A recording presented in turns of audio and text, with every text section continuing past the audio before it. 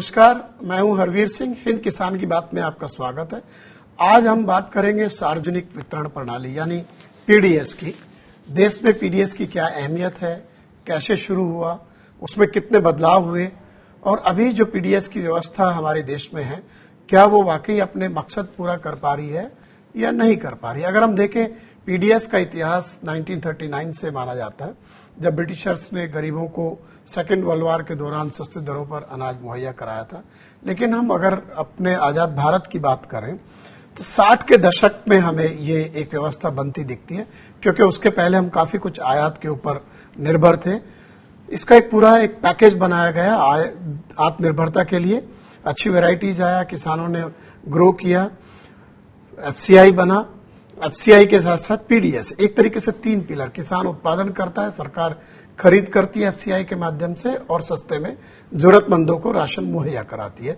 लेकिन उसमें धीरे धीरे बदलाव आए, क्योंकि बहुत सारे आरोप लगे करप्शन के, लीकेज के। फिर टीपीडीएस आया, जिसमें एपीएल बीपीएल कैटेगरी बनी और उसके बाद 2013 में नेशनल फूड सिक्योरिटी एक्ट आया, जिसमें यह हुआ कि करीब 75% ग्रामीण आबादी और 50% शहरी आबादी को इसके तहत कवर किया जाए। 2 रुपये किलो गेहूं, 3 रुपये किलो चावल दिया जाए और उसके तमाम सारे प्रावधान हैं, उनके बारे में हम लोग विस्तार से जानकारी कार्यक्रम में देंगे। तो ये पूरा मसला है। लेकिन अभी जो मौजूदा स्थिति है वो कई सारे सवाल खड़ी कर रही है और उनके ऊपर हम जानने की कोशिश करेंगे इस आज के कार्यक्रम में कि पीडीएस की मौजूदा व्यवस्था, जो उसमें बदलाव आए, नेशनल फूड सिक्योरिटी एक्ट, क्या वाकई देश के उन जरूरतमंदों तक इसकी पहुंच है, वो इसका फायदा उठा पा रहे हैं, या फिर ये जो बदलाव है या मौजूदा जो स्थितियां हैं वो उनके लिए अनुकूल नहीं है। तो क्या जरूरत है, किस तरीके का और सुधार की दरकार है। इन तमाम सारे मुद्दों पर बात करने के लिए मेरे साथ 2 खास मेहमान हैं। रितिका खेड़ा है, जो ग्रामीण अर्थव्यवस्था और सामाजिक सुरक्षा और राशन प्रणाली, इन सब के ऊपर उनका बहुत बड़ा काम है। और हाल ही में एक जो इनका आर्टिकल आया है रितिका का और अनमोल सोमांची का, उसमें कुछ ताजा आंकड़े वस्तु स्थिति को काफी हद तक साफ करते हैं। हमारे साथ दूसरे मेहमान हैं अंजलि भारद्वाज जी, जो मानवाधिकार कार्यकर्ता है और इन सब मसलों पर उनके काफी काम है और वो समझ रखते हैं। हम दोनों मेहमानों से बात करेंगे, उसके पहले देखते हैं एक छोटी सी रिपोर्ट।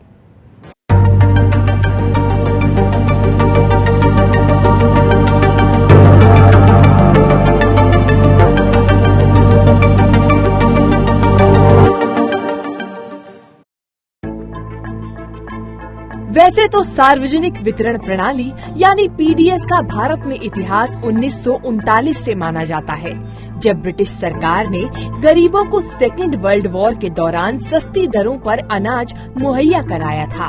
लेकिन आजाद भारत में पीडीएस की असल तस्वीर 60 के दशक में दिखी। देश ने अनाज के मामले में आत्मनिर्भरता हासिल की और 14 जनवरी 1965 को FCI food corporation of India अस्तित्व में आया। पीडीएस यानी सस्ती कीमतों पर खाद्यान्न वितरण के प्रबंधन की व्यवस्था करना है। गेहूं, चावल, चीनी और मिट्टी के तेल जैसे खाद्यान्नों को सार्वजनिक वितरण प्रणाली की दुकानों के जरिए पूरे देश में पहुंचाया जाता है। लेकिन पीडीएस के अगले चरण तक पहुंचते पहुंचते हम यूनिवर्सल राशन प्रणाली से थोड़ा दूर हो गए। 1997 में बीपीएल और एपीएल 2 कैटेगरी सामने आई। इसके बाद मौजूदा नेशनल फूड सिक्योरिटी एक्ट 2013 के तहत करीब शहरी क्षेत्र में 50% और ग्रामीण क्षेत्र में 75% आबादी को कवर करने का प्रावधान है। लेकिन डेटा वेबसाइट इंडिया स्पेंड की एक रिपोर्ट कहती है कि शहरी और ग्रामीण जनसंख्या मिलाकर कुल 67% लोगों को पीडीएस कवरेज मिलना चाहिए। लेकिन इनमें से 100 मिलियन लोग यानी 10 करोड़ इस दायरे से बाहर छूट जाते हैं। दरअसल इसके पीछे की वजह ये भी है कि अभी भी इसके लिए 2011 की जनगणना का इस्तेमाल किया जा रहा है।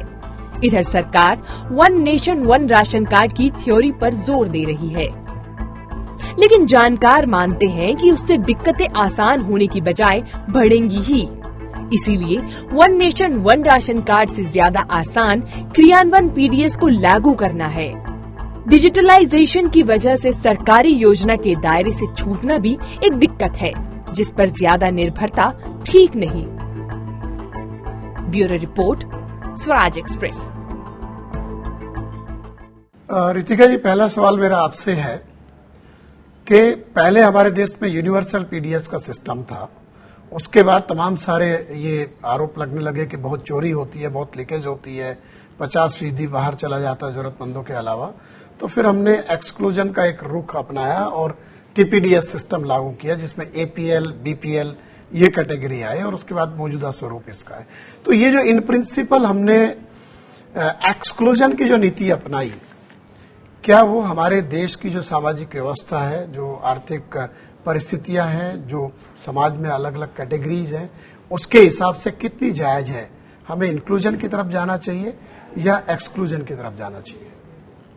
जी, देखिए, अगर आप पीडीएस की व्यवस्था की हिस्ट्री देखें, इतिहास देखें, तो 80-90 के दशक तक, 80 तक के दशक तक उन्होंने कहा कि ये यूनिवर्सल है, लेकिन वास्तव में वो यूनिवर्सल नहीं था। जब ये शुरू हुआ तो ज्यादातर शहरी क्षेत्रों में दुकानें थी, ग्रामीण क्षेत्र में कवरेज बहुत खराब था और उस समय बहुत बड़ा विवाद था कि अर्बन बायस है पीडीएस में, जहां गरीबी और भुखमरी है वहां कम पहुंच पा रहा है। लेकिन 90 के दशक में जैसे जैसे ग्रामीण क्षेत्रों में दुकानों का नेटवर्क बढ़ा, साथ में वही जो लिबरलाइजेशन वाली बात चली, उसमें ये भी आया कि सबको नहीं मिलना चाहिए, गरीबों को ही मिलना चाहिए, टारगेटिंग होनी चाहिए। अगर मेरा अनाज काले बाजार में पहुंच जाता है और वहां पर मुझे ना देकर बाजार में बेचा जाए तो उसे मैं लीकेज मानती हूं। लेकिन अगर बहुत अमीर लोग या जो बहुत गरीब नहीं है, उनका अगर कार्ड बना है और उन्हें मिल रहा है, तो उसे मैं लीकेज नहीं परिभाषित करूंगी, मैं उसे कुछ और कहूंगी। तो जो 90 का दशक था, उसमें दोनों चीजें थी कि कुछ ऐसे लोग थे जिनके पास, जो बहुत गरीब नहीं थे और लेकिन उनका राशन कार्ड बना हुआ था। बहुत ज्यादा ऐसे लोग थे जो गरीब थे और उनका राशन नहीं बना था कार्ड, और उसके अलावा चोरी बहुत थी।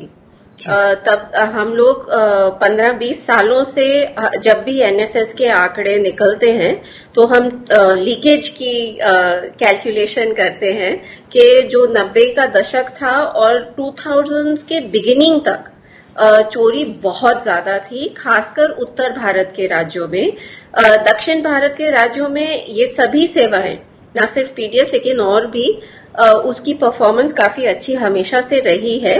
लेकिन उन राज्यों में भी 2000 के दशक से लेके आज तक धीरे धीरे धीरे बहुत इम्प्रूवमेंट हुआ है। और सिर्फ एक आंकड़ा देकर मैं बंद करती हूँ बात। अगर आप छत्तीसगढ़ की बात देखें तो 2004-05 में वहां पे 75% चोरी हो रही थी, लेकिन 3-4 साल के समय में ही वहां पर इतना रिफॉर्म लाया गया। तो 2007-8 से लेके अभी तक के जो आंकड़े हैं, उससे ये पता चलता है कि अभी वहां पर चोरी की जो मात्रा है वो 10% से भी कम है। तो ये अंजलि जी, यही सवाल मैं आपसे करूं कि अभी जो मौजूदा व्यवस्था है और जो इसमें अलग अलग बदलाव आए, आपका क्या मानना है कि जो मौजूदा स्वरूप है उसमें जो बदलाव आए हैं, वो क्या वाकई जो एक आदर्श व्यवस्था होती है और जो जरूरतमंद है उन तक वाकई पहुंच रहा है, या फिर कुछ इस तरह का हम सब्सिडी बचाने के लिए एक्सक्लूजन पे ज्यादा ध्यान देते हैं? देखिए, अगर हम ये नापना चाहते हैं कि जो मौजूदा सिस्टम है वो सही है कि नहीं है, पर्याप्त है कि नहीं है, तो हमें ज्यादा पीछे देखने की जरूरत नहीं है। अगर हम जो अभी लॉकडाउन के समय सब कुछ हुआ देश में और किस तरीके से जो अनऑर्गेनाइज्ड सेक्टर में डेली वेजर्स थे, जो माइग्रेंट वर्कर्स थे, उनका क्या हुआ और उनको किस तरीके की भूख से जूझना पड़ा, हम उसी को देख लें तो हमें समझ में आ सकती है कि मौजूदा सिस्टम में क्या क्या खामियां हैं।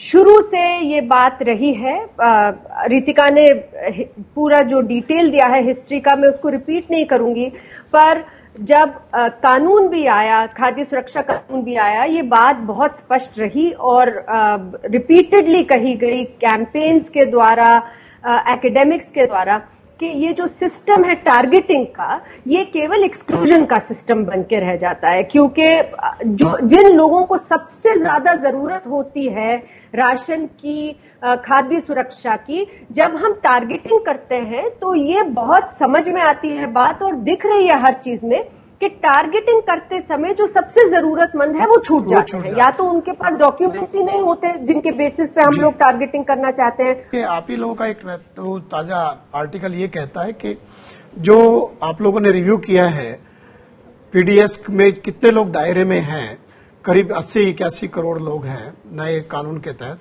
इसमें जो आंकड़े हैं वो 2011 की सेंसस के हैं, और जो प्रोजेक्टेड सेंसस 2020 की अगर माने उसके हिसाब से करीब 10 करोड़ लोग अभी जो इसके वाजिब हकदार हैं वो इसके बाहर ही रह जाते हैं। तो इतनी बड़ी आबादी जो जिनको फायदा मिलना चाहिए वो क्यों बाहर है, जबकि हम लोग तो इतना आईटी सेवी हो गए हैं, हम लोग रियल टाइम ट्रैक कर रहे हैं, तो हम सिस्टम को उसको मॉडिफाई नहीं कर पा रहे हैं कि इतने लोग आ गए 10 साल में, तो उन लोगों के हिसाब से जिनको मिलना चाहिए वो क्यों बाहर है, उसको हम क्यों नहीं एक्स्ट्रापोलेट करते, क्यों नहीं उसको दुरुस्त करते। तो ये एक बड़ी समस्या जो है, चैलेंज है। यह सब्सिडी बचाने के लिए ऐसा होता है। देखिए, आपने टेक्नोलॉजी का जिक्र किया, वो बहुत अच्छी बात है कि टेक्नोलॉजी तभी काम आ सकती है जब आपकी करने की मंशा हो, तब तकनीक आपका साथ दे सकती है, आप उसे अपने लिए इस्तेमाल कर सकते हैं। यहाँ पे ये है कि दिखाने के दांत अलग हैं और खाने वाले अलग हैं। एक तरफ से सरकारें राशन कार्ड काट रही हैं और दूसरी तरफ से ये भी कहना चाह रही है कि हम लोगों को और भी जोड़ रहे हैं। अगर आप खाद्य सुरक्षा कानून 2013 देखें तो उसमें कहा गया है 75% ग्रामीण क्षेत्र और 50% आबादी शहरी क्षेत्र में इसके दायरे में आती है। उसका एवरेज अगर लेंगे तो वो हुआ 67%, मतलब 2/3 हमारी आबादी। जी। अगर वो 2/3 का हिसाब लगाएं तो आज 90 करोड़ लोगों का राशन कार्ड होना चाहिए, और जो खाद्य विभाग है वो कहता है कि हमने 80 करोड़ लोगों को शामिल किया है। ये 10 करोड़ की कमी इसलिए आ रही है क्योंकि अभी नया सेंसस नहीं हुआ और सरकार के पास प्रोजेक्शंस हैं। हमें लगभग तो पता है कि हमारी आबादी कितनी है, और अगर उस आबादी पे हम 75 और 50% लगाएंगे तो कितने लोगों को शामिल होना चाहिए। तो इसमें राजनीतिक इच्छा शक्ति की कमी होने की वजह से तो ये इस पॉइंट पे जो मैंने कहा, जैसे अभी रितिका कह रही है कि टेक्नोलॉजी का इस्तेमाल तभी फायदेमंद है जबकि आपकी नीयत साफ हो। तो ये जो साफ साफ दिख रहा है कि हम लोग 10 साल पुराने आंकड़े की बात कर रहे हैं, और अभी जो मौजूदा स्थिति आई है उसमें तो तमाम सारे लोग बीपीएल में जाने वाले हैं, गरीबी बढ़ने वाली है, तो वो लोग अभी भी बाहर रहेंगे जबकि इस वक्त उनको सबसे ज्यादा जरूरत है। मैं बिल्कुल सहमत हूं इस बात से। जब तक राजनीतिक इच्छा शक्ति नहीं है, हम कोई भी टेक्नोलॉजी अपना लें, कोई भी कानून अपना लें, कोई फायदा नहीं है। देखिए, सीधी सी बात है कि कानून में ही लिखा है कि केवल 2/3 लोगों को राशन कार्ड मिल सकता है, अर्बन एरिया में अप टू 50%, जैसा कि अभी बताया भी गया। अब ऐसे में सवाल ये उठता है कि क्या केवल 50% ही लोगों को राशन कार्ड की जरूरत है, बाकी लोग क्या खाद्य सुरक्षा की उनको जरूरत नहीं है? और पहला मुद्दा तो ये है जिसके ऊपर अभी चर्चा हुई कि 10 करोड़ और लोग even going by the existing law आने चाहिए थे। पर अभी जो हम देख रहे हैं जिस तरीके से लोगों का हाल है, एम्प्लॉयमेंट की क्या बुरे हाल है, स्पेशली अनऑर्गेनाइज्ड सेक्टर में हमें मालूम है, ऐसे में क्या केवल अर्बन एरियाज में 50% और रूरल एरियाज में 70% लोगों को राशन कार्ड देकर काम चल जाएगा क्या? ये एक बड़ा सवाल है। और इसी पे बार बार ये बात होती है कि यूनिवर्सलाइजेशन करने की जरूरत है, सख्त जरूरत है, और ऐसा नहीं है कि सरकारों को ये मालूम नहीं है। द वेरी फैक्ट कि सरकार आत्मनिर्भर स्कीम लाती है और उसमें कहती है कि 8 करोड़ प्रवासी मजदूर ऐसे हैं, अपने मुंह से कह रही है सरकार, जिनके पास राशन कार्ड नहीं है, हम उन्हें राशन देंगे। तो इसका मतलब है सरकार समझती है कि करोड़ों लोग ऐसे हैं हमारे देश में जिनके पास राशन कार्ड नहीं है और राशन के बगैर वो भूख का सामना कर रहे हैं। और दूसरी बात, इसमें मैं थोड़ा एग्जाम्पल देके अपनी बात को इसको खत्म करूंगी कि अगर हम दिल्ली में भी देखें, दिल्ली में मौजूदा 70 लाख के करीब लोग राशन लेते हैं और लगता है कि बहुत बड़ा फिगर है, लेकिन अभी जब लॉकडाउन के दरमियान दिल्ली सरकार ने ई कूपन शुरू करा और दिल्ली हाई कोर्ट ने उसमें हस्तक्षेप भी करा, तो तकरीबन 55 लाख लोग और ऐसे आए जिन्हें सरकार ने खुद माना कि ये भूख का शिकार हैं, हो सकते हैं स्टारवेशन का भी शिकार, और उन्हें राशन दिया। तो मतलब ये सारे लोग ऐसे हैं जिन्हें की राशन व्यवस्था में इंक्लूड करने की जरूरत है। तो बार बार ये मुद्दा आ रहा है और हम ही नहीं कह रहे हैं, दिल्ली में हाई कोर्ट के जज ने कहा, जब सरकार ने ये बोला कि हम यूनिवर्सलाइज कर देंगे तो सभी आके राशन उठा के ले जाएंगे, तो जज ने कहा कि आप बताइए कि क्या कोई संपन्न परिवार के लोग इस क्वालिटी का राशन इतनी भीड़ में खड़े होके लेंगे? तो ये तो सेल्फ सिलेक्शन होगा ही। और इसी बात पे हम बार बार कहते हैं कि यूनिवर्सलाइज कीजिए, उसके अलावा कोई सिस्टम नहीं है कि कवरेज हो सके सभी लोगों की। अंजलि जी, ये जो लीकेज और तमाम सारी बातें हो रही हैं, हम लोगों ने जैसे अभी बात की टेक्नोलॉजी को लेकर के, जहां नियत ठीक हो तो टेक्नोलॉजी का फायदा लिया जाता है, जब नियत ठीक नहीं है तो नहीं लिया जाता। लेकिन ये बताइए कि जो पीडीएस सिस्टम में लीकेज और भ्रष्टाचार को रोकने के लिए टेक्नोलॉजी का बहुत यूज हो रहा है, बायोमेट्रिक का इस्तेमाल किया गया, आधार की सीडिंग की गई, और इसमें मौजूदा परिस्थिति में जैसे हमारे देश की जो अभी स्थिति है, सामाजिक परिवेश है, उसमें इस तरह की टेक्नोलॉजी भी एक्सक्लूजन का काम नहीं कर रही है। हम लोग तमाम सारे इस तरह के फोटो देखते हैं कि गांव में लोग छत के ऊपर खड़े हैं, पेड़ के ऊपर जाकर के आप बायोमेट्रिक दे रहे हैं कि किसी तरीके से कनेक्शन आ जाए, राशन मिल जाए। और पिछले दिनों झारखंड में और कई जगह इस तरह की भुखमरी से मौतों की खबरें आई कि राशन कार्ड था लेकिन उनको नहीं मिल पाया। तो ये टेक्नोलॉजी का उपयोग यहां पर खासतौर से आइडेंटिफिकेशन में और सो कॉल्ड करप्शन को रोकने में जब बहुत ज्यादा, जरूरत से ज्यादा होने लगता है और जो व्यावहारिकता को दरकिनार कर दिया जाता है, तो क्या उसका नतीजा यही होगा कि लोग भूख से मरेंगे? आप मेरे से पूछ रहे हैं क्या अंजलि से? हाँ, रितिका जी आपसे। ठीक है। देखिए, सबसे पहला इसमें सवाल पूछने लायक ये है कि जो डीलर पहले मेरे से अपने रजिस्टर में 35 किलो पे हस्ताक्षर करवा के मुझे सिर्फ 10 किलो देता था, क्या वो डीलर मेरे से झूठा अंगूठा लगवा के 35 किलो का और मुझे 10 किलो नहीं दे सकता? तो ये जो आधार वाली टेक्नोलॉजी लाई है सबको चकाचौंध करने के लिए, वो एक्चुअली बहुत ही बेवकूफी वाला काम है, क्योंकि अगर वो चोरी वैसे करता था तो आज भी वो चोरी बहुत आराम से कर सकता है, और एक्चुअली वो टेक्नोलॉजी उसके हाथ में एक हथियार भी बन सकती है और चोरी करने के लिए।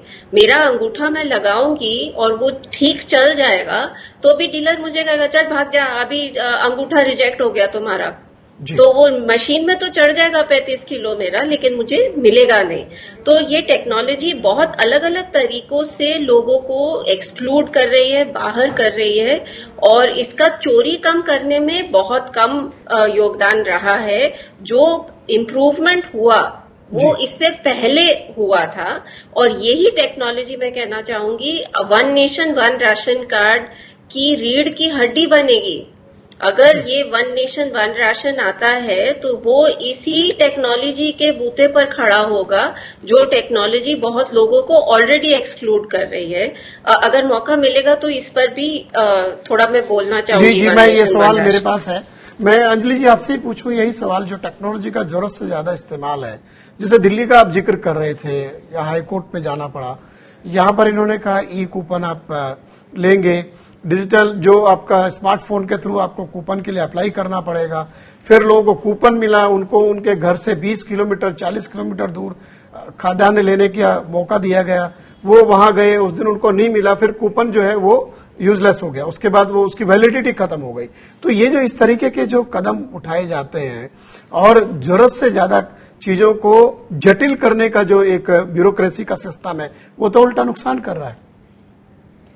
देखिए, बार बार ये कहा जाता है कि हम टेक्नोलॉजी नहीं चाहते हैं, बल्कि मुझे लगता है बिल्कुल गलत अवधारणा है ये एक तरह से, क्योंकि टेक्नोलॉजी जरूर इस्तेमाल होनी चाहिए, क्यों नहीं लेवरेज होनी चाहिए, टेक्नोलॉजी जरूर होनी चाहिए, लेकिन अप्रोप्रिएट तरीके की टेक्नोलॉजी लेवरेज होनी चाहिए। देखिए, आज हर मैं कहूंगी कि अर्बन एरिया में रहने वाले तो शायद हर ही फैमिली के पास किसी न किसी के पास कोई ना कोई टाइप का फोन होगा। रूरल एरियाज में भी कवरेज बहुत है जी। सिंपल तरीके से लोगों को सशक्त करने वाली सूचना उन तक पहुंचाई जा सकती है।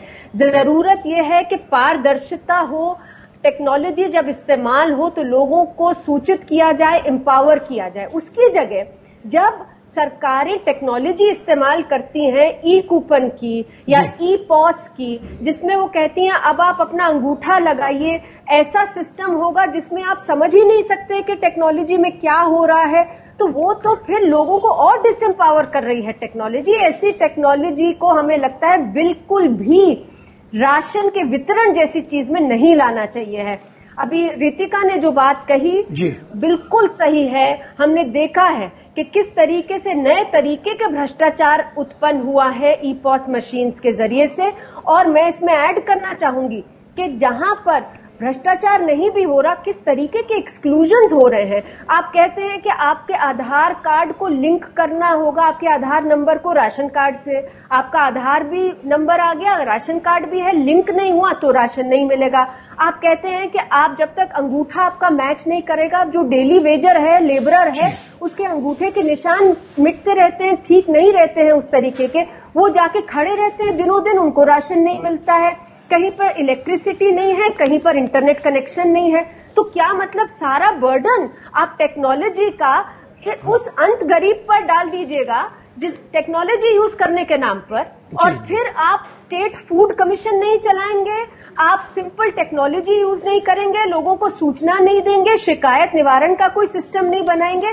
तो ये जो दोगलापन है, ये मुझे लगता है कि ये राजनीतिक इच्छा शक्ति की कमी को दर्शाता है और टेक्नोलॉजी के पीछे छुप के ये पूरा खेल खेला जाता है। तो ये बहुत जरूरी है कि टेक्नोलॉजी यूज हो, लेकिन एक और अगले सवाल पे मैं आता हूं, जो टेक्नोलॉजी जिसके पीछे काफी बड़ी चीज है, ये एक दो चीजें हो रही है जो नए विकल्पों के रूप में। एक तो डायरेक्ट बेनिफिट ट्रांसफर की बात हो रही है, उसमें भी टेक्नोलॉजी है, और कुछ लोग जो ज्यादा उदारवादी हैं वो फूड स्टैम्प की बात भी करते रहे देश में कि ये झंझटी खत्म कर दो।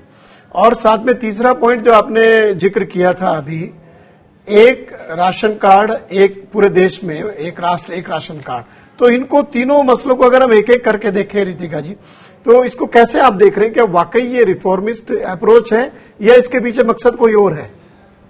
जी देखिए, मैं अगर मुझे सरकार कहती है कि हम राशन के साथ साथ लोगों को नकद देंगे तो मुझे कोई दिक्कत नहीं है, लेकिन होगा ये कि सरकार राशन की व्यवस्था को बंद करना चाहती है और लोगों के हाथ में पैसा देना चाहती है। वो मेरे ख्याल से आज स्थिति हमारे देश में नहीं है।